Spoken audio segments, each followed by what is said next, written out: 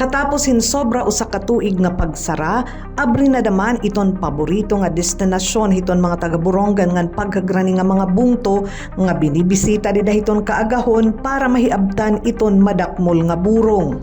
Kangina ginbuhat ang blessing han Hibakong Sea of Clouds and Nature Park dito ha barangay Hibakong syudad hiton Borongan.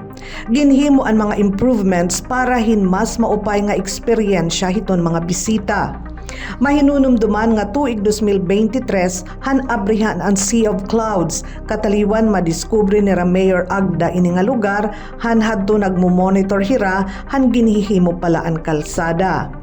Nagtikang hininop pero yan na nagsiring hi Mayor Agda nga iton pinakadako nga rason kun kay ano nga nahimugso ini amo iton mga paniguro pagtipig iton kagurangan para iton masunod nga henerasyon. Ito ka yung himpon nga lugar. It's not about this structure. Secondary na lang po.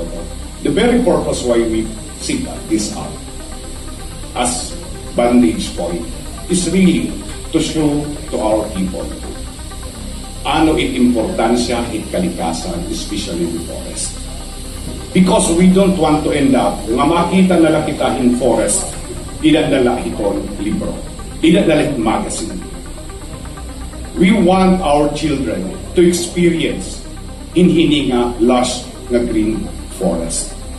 Gintago siya naman ni Governor R.V. Ivardone ini nga proyekto ngan iton mga paniguro para mahiduso iton industriya hiton turismo diri la dinhi kundi habugos nga probinsya ngan siring niya pitad ini hatama nga direksyon usa-usa hinay-hinay la.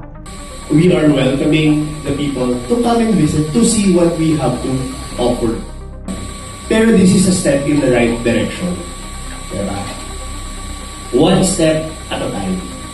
I think after this, damo pa ang mga plans para din Hibakong. Ano yan, kinikita ko limited potential.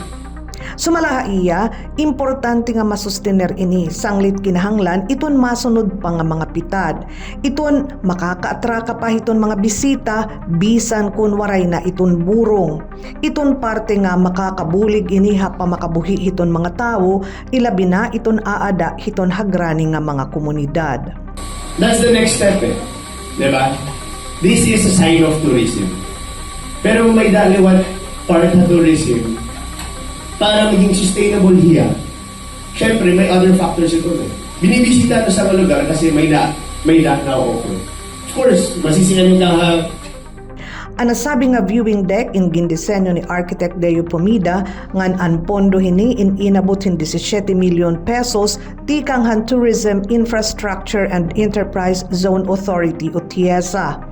Upod han rehabilitasyon ang paghimo han 3-level view deck, coffee shop, mga toilets, parking area, mga signage, sugad man gihapon an arko pag-welcome hiton mga bisita.